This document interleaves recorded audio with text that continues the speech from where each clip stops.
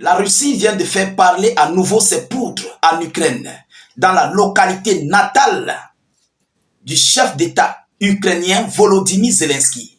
Ah oui, l'heure est grave dans cette localité de Kryvyi-Rih, qui est d'ailleurs la ville première du chef d'État ukrainien, qui vient de reconnaître l'arrivée massive des attaques des raïds russes, donc des missiles qui ont été visés dans cette localité-là et qui a conduit mais complètement à un repos éternel de plusieurs personnes et de multiples blessés selon le document que je vais vous donner tout à l'heure, selon l'information officielle vérifiée et vérifiable. Alors, chères dames, chers messieurs, Zelensky n'a encore rien compris. Il y a de cela 48 ou 24 heures que je vous ai dit que ce que l'Ukraine, Zelensky et ses alliés ont fait dans un dépôt pétrolier russe ne resterait pas sans réponse. Et aujourd'hui, voilà les retombées de cette provocation que Zelensky continue d'embellir, en fait, sur le sol russe. Alors, chères dames, chers messieurs, l'Ukraine a complètement pris des bâtiments civils. Ah oui, Zelensky prend des bâtiments civils au sein de son village natal, sa ville natale, pour les transformer en des lieux militaires. Donc, de se servir comme bouclier le peuple ukrainien. Ah oui, pour tout ça, pourquoi? Pour permettre à la Russie de frapper cette localité et l'inculper des grosses accusations. Alors, les Russes, et selon la Convention de Genève, la Convention militaire, Convention de guerre et de conflits, lorsque une localité civile est prise déjà ou bien a été transformée en une localité militaire, évidemment cette localité sera la cible militaire, la cible d'une attaque militaire. Et c'est ce qui se passe, c'est ce que je vais vous faire comprendre dans ce document-là, dans cette information très chaude, du côté de Kryvyi-Rih, en localité ukrainienne, dans cette ville natale ukrainienne, du président ukrainien. Mesdames et messieurs, avant de continuer dans le but du sujet, je vous prie de vous acquitter humblement à vos droits de contribution à la réalisation de nos vidéoconférences. Voilà, vous savez, ce n'est pas obligé. Ce n'est pas une obligation, c'est juste des doléances. Nous réalisons des vidéoconférences parce que nous savons que vous êtes là et vous avez besoin de ces informations vraies, vérifiées et vérifiables. Vous avez besoin des informations vraies. Je m'appuie beaucoup là-dessus. Oui, pour le respect, bien sûr, évidemment, que je vous offre et ce que vous aussi vous m'offrez. Voilà, donc il faut que nous puissions faire nos efforts de vous donner des informations officielles. Alors, abonnez-vous au maximum à nos différents canaux, YouTube, Facebook. Sécurisez la vidéo avec un maximum de j'aime. Activez la cloche de notification. N'hésitez pas, s'il vous plaît, de mettre beaucoup de commentaires. Même si vous n'avez rien écrit, faites des cœurs en commentaire. Selon les informations, mesdames et messieurs, on nous parle de 4 repos éternels dans une frappe russe à Kryvyi-Rih, village natal de Volodymyr Zelensky.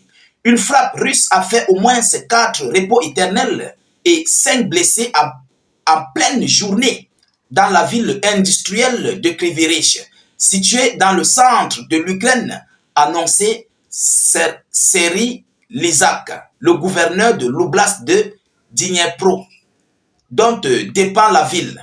Sur Telegram, l'attaque a touché une installation d'éducation et des bâtiments résidentiels. Vous comprenez?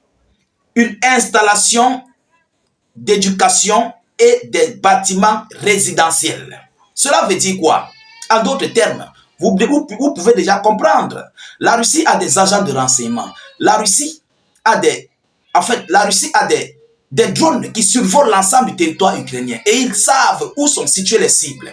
Pourquoi la Russie a frappé cette localité d'éducation et des bâtiments résidentiels? Évidemment, pour les Russes, si on peut regarder en profondeur, dans cette localité, il y avait ici des soldats otaniens dans des bâtiments d'éducation tels que des écoles. Ah oui, parce qu'ils se servent de ça pour combattre les Russes. Comme je l'ai dit au début de la vidéo, lorsqu'un bâtiment civil est transformé en un bâtiment militaire, selon la Convention de Genève des conflits et des guerres internationaux, évidemment, automatiquement, ce bâtiment ou bien ce site est directement considéré comme une cible critique à abattre. Et c'est ce qui s'est passé dans cette institutions d'éducation et des bâtiments résidentiels. Ils prennent des bâtiments résidentiels parfois pour stocker des armements, des munitions, ou bien pour faire loger des militaires. Vous comprenez? Alors, selon le dernier bilan effectué, à la mi-journée, il y a 4 repos éternels, 3 femmes et un homme, a-t-il ensuite précisé. 5 personnes ont été blessées, dont 3 grièvement, d'après cette même source. Peu avant cette frappe, l'armée de l'air ukrainienne avait averti que plusieurs missiles balistiques volaient en direction de cette ville. La ville qui comptait plus de 600 000 habitants avant le début de l'invasion de l'Ukraine par la Russie en février 2022 est depuis fréquemment visée par des attaques aériennes russes.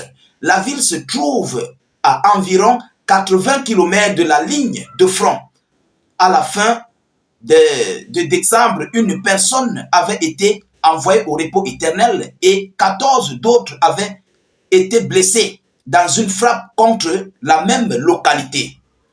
Donc, ce n'est pas aujourd'hui que Zelensky les Otaniens utilisent ce territoire. Vous comprenez déjà pourquoi? Parce que c'est à 80 km de la ligne du front. Et c'est une bonne localité pour viser, pour verser des drones. Vous comprenez? Parce que les drones ukrainiennes sont proches de la Russie par rapport à cette localité, à 80 km de ligne du front.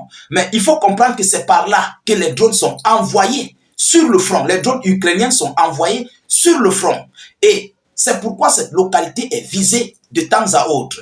Et qui va payer le plus fort? Voilà, ce sont les Ukrainiens qui sont en train de tomber. Et évidemment, tous ceux-là qui travaillent, qui coordonnent les opérations militaires dans cette localité, ils sont en train de copier. Ah oui, parce que les Russes, lorsqu'ils envoient des missiles balistiques, ça va faire le boulot. Ça fait le travail. Nous connaissons les missiles, peut-être Kinjal, les missiles Zircon et tous les autres. Alors, mesdames, mesdemoiselles et messieurs, aujourd'hui, l'Ukraine se plaint. Ils se plaignent pour le fait que la Russie a frappé cette localité éducative et d'autres bâtiments civils. Vous avez d'abord fait quoi dans cette localité pour mériter à ce que la Russie vous frappe? Voilà la première question qu'il faut se poser. Vous comprenez? Parce que les Ukrainiens, en fait, utilisent ces bâtiments pour stocker des armes. Comme je vous ai dit au départ, ils utilisent ça pour beaucoup de besoins militaires. Et la Russie suit les règles. La Russie suit les lois militaires, les lois de conflit, en fait. Alors, dès que c'est comme ça, automatiquement, tous ces gens-là qui sont là seront des cibles, seront atteints. Vous comprenez? Ils seront atteints. Mesdames, et Mesdemoiselles et messieurs, il faut que Zelensky comprenne que le peuple ukrainien a déjà tant souffert. Et le moment est arrivé pour que ça puisse prendre fin. Ah oui, parce que les Ukrainiens tombent pour un conflit qui n'est pas le leur. Ils s'en vont au repos éternel. Pour qui? Pourquoi? À cause de l'OTAN, à cause des intérêts européens. Mais pourquoi sacrifier tant son peuple pour ses intérêts européens? Hein? Pourquoi? Pourtant, tu peux bien le faire. Tu peux bien faire tes coopérations, tout ce que tu veux, mais dans une paix. Face à la Fédération de Russie, tu auras tous ces pays avec toi, mais dans une paix possible. Mais comme Zelensky a voulu le conflit, il est né dans l'art du conflit, alors aujourd'hui, l'heure est grave dans son village natal. C'est de ça qu'il s'agit. Partagez la vidéoconférence dans tous les groupes possibles. Mettez-la surtout partout à travers le monde. Sécurisez la vidéo avec un maximum de j'aime et suffisamment de cœur. N'hésitez pas de vous abonner à nos différents canaux, YouTube, Facebook. Mettez beaucoup de commentaires. Même si vous n'avez rien à écrire, faites des cœurs en commentaire, des étoiles, écrivez salut, état d'urgence ou encore vive la paix dans le monde. Je vous reviens tout à l'heure pour une prochaine série d'actualités. Soyez encore salués une fois de plus. Ciao, ciao.